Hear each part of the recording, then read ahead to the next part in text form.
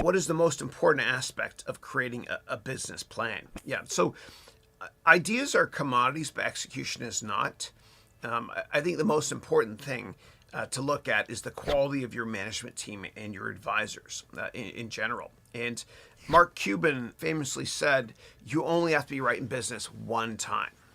And the jockey is more important than the horse. And so as you crystallize your thought process and think about a business plan, I want you to look at gaps in your own skill set, if you have any, and look to fill that gap by partnering with others or hiring others or finding co-founders that have that expertise. For example, with Steve Jobs, God bless him, he was a brilliant salesperson and a marketing guru and a visionary, but he didn't really have hardcore tech experience. And so he found Steve Wozniak, who was a techie and a good dude. And that was a yin-yang. They completed each other. And that's one of the many reasons they were successful.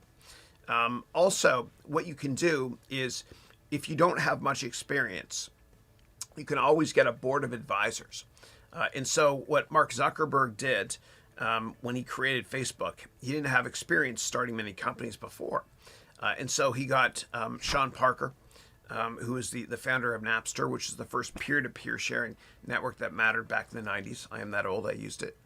He also got Peter Thiel, who was the co-founder of PayPal, to sit in his board.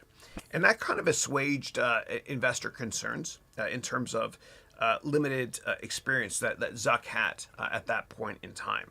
Yes, he's a brilliant guy, and yes, there's a chance he would be able to make it on his own, but with the help of a great board, with Peter Thiel, as well as with Sean Parker, that definitely helped him. So the bottom line is that when it comes to creating a business plan, the most important thing to look at is management. And let me actually show you in my MBA degree program. If you go to EMS 4-2, that's the fourth semester, class 2 for economics management and strategy.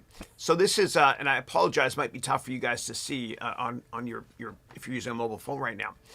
But I created this framework, and there's actually 100 steps to analyzing companies. Okay, and so when you create this framework, and I created all of it, there's no code in this, and I teach you how to make it when we talk about dashboarding and business analytics in my MBA degree program. But basically, I have a ton of charts that are linked here on the main dashboard, and you can scroll down through them to analyze every aspect of a business model. This is just dummy data, but it's real data.